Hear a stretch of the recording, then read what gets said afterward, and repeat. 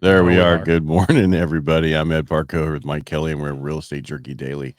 Thanks for being here. Really appreciate you. Yeah, I always have to be careful what I say in the background when we're about to go on, because it could be misconstrued as something Negative or not nice.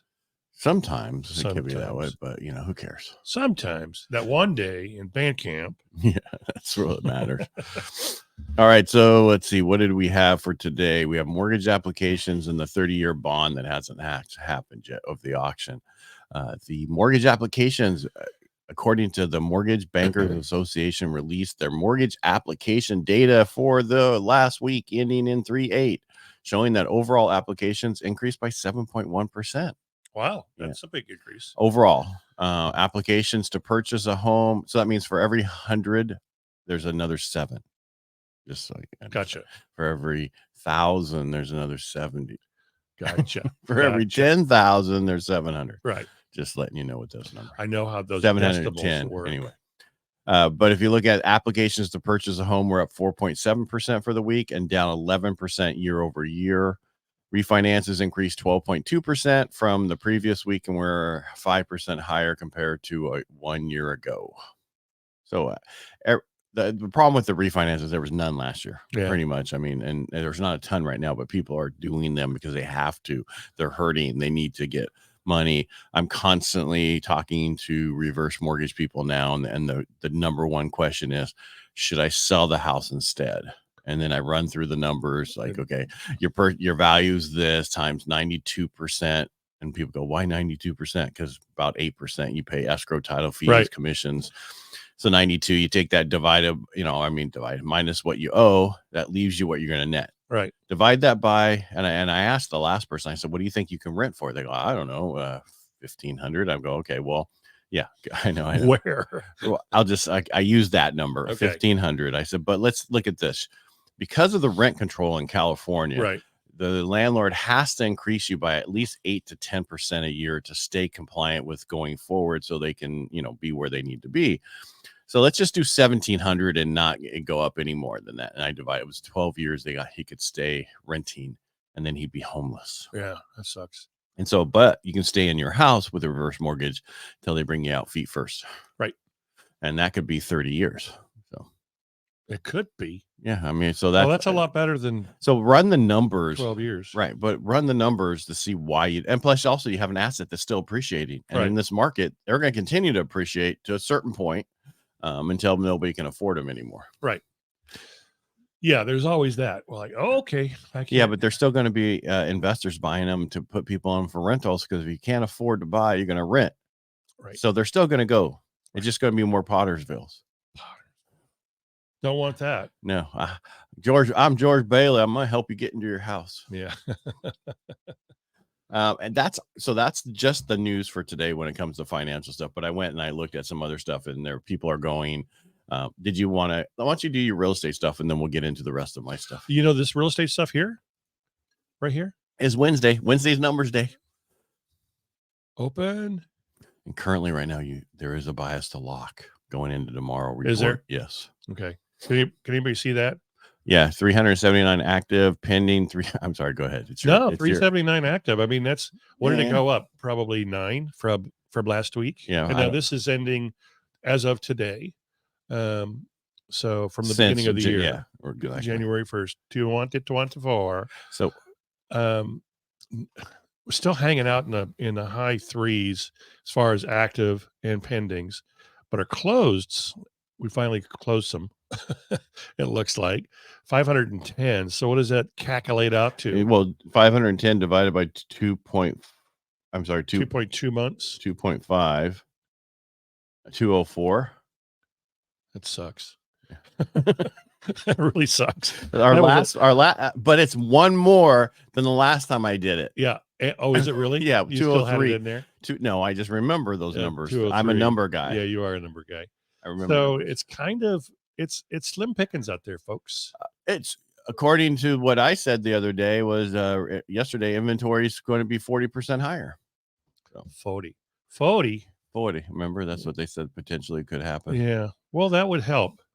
It's still not going to make. No, we're nowhere close. It's not going to surge prices downward. No. So no bubble. No bubble. All right. What I'm trying to tell you all is there's no bubble. And it's a good time to sell your house. Actually, I saw an article where they said sellers should wait until end of the year to sell their home. Right. Why? Well, I don't get that. I could see why. All right. So if and this is going to technically, someone could say, get political. If the current administration stays in, I'll get into the 1970s thing I'm going to talk about in a second. But if the current administration stays in, we're looking at 1970s. Right. If it changes, a lot of stuff's going to change. The stock market's going to go through the roof because they like what Trump did. They don't like his overall personality, but they like what he did policy wise. So that's going to cause rates to potentially go down. That's going to cause more people coming out to shop because rates are cheaper and they can buy these homes. That's what I think they're thinking. Gotcha. But the negative thing, if you wait and Biden is reelected, you could have a totally different game because they're not going to stop spending because look, they don't care if we spend. Right. They don't care if we bring across another 7.2 million people in my next 4 years. Right. And someone told me that he was flying people in. 300,000 were flown in on planes. What?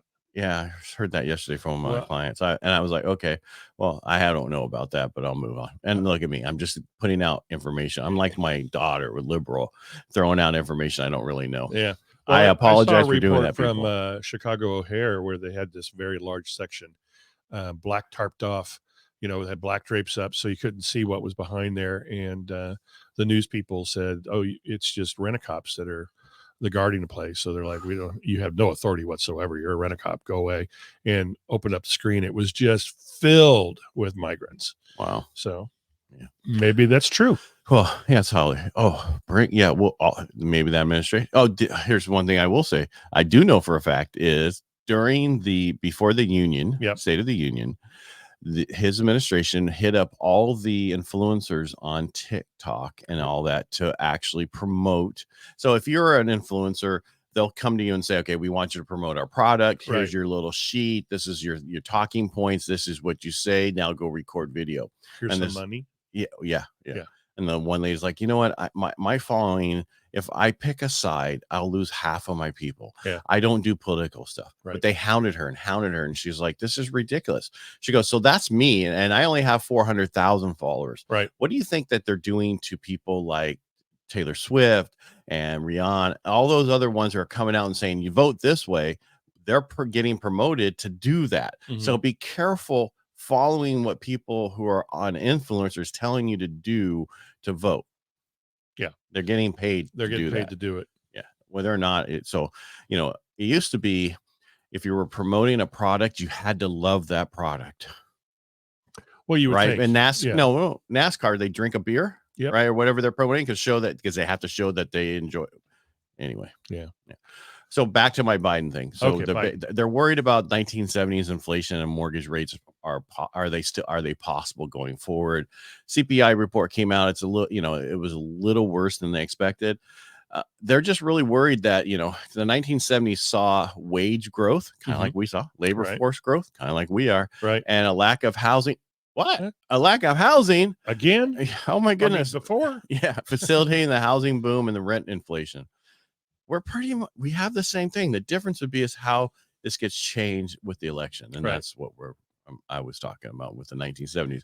We don't want the 1970s. No, we don't. No. I mean, even though us who own homes, bring it on. Yeah. But the people who need to get into homes, no, that would be the worst thing. Yeah, it would. Did you know that Hispanic homeownership rate is surging? And I want to know who's writing this.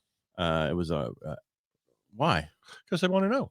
Well, I left it off, okay, but it was I got it through Housing Wire, okay, so it somewhat would be researched. And the Latino borrowers are using FHA and then ITN loans. ITIN loans? That's when you don't have a social security number, you have an ITN. Right. And I don't do those because I focus on other stuff. And if you look at, so the national home ownership rate for Hispanics reached 49.5%. I think that's great. That's huge. Cool. Yeah. I think for whites it's 60 something, but hey, that's percentage wise. There's still more. And when I say white, it's a loose term because Hispanic people are white. Right. So yeah, you can be white or so that's white, non-Hispanic, white Hispanic or white non. You mean ethnicity? Yes. Yes. So 9.5 million Hispanics households own their home. that's awesome. That's great. Yeah. Yeah.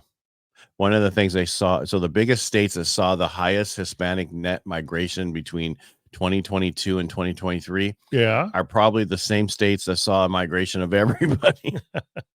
Texas, they're up 79,000. Pennsylvania up 58,000, and Georgia 37. Georgia. I don't think Georgia's gotten a Pennsylvania was lot. ever on there, right? Well, no, they all those have gotten people moving from blue states to red states. Yeah. So the people moving in general, these are the states that got a lot of the people because it's cheaper in Georgia. Yeah. It's cheaper in Pennsylvania. I don't know why they say that, but and what they were doing is they're now, I guess somebody has an ITN program for these people. I mean, Hispanics, that people need the ITN buyers, right? For 5% down. The last I heard was 15. I knew of a company doing 10, but supposedly it's down to 5%. Wow. Yeah, that's epic. Yes, it is. If you do ITN, if you do, it is epic. So that's all I have to, except for tomorrow we have producer price index and retail sales and initial jobless claims, because tomorrow can really move the market, and that's what they're worried about. Thursday. Because if it doesn't come in what we think it's going to come in at, the CPI, that won't be the sun coming. No, it will not be. Gloom and doom. Yes.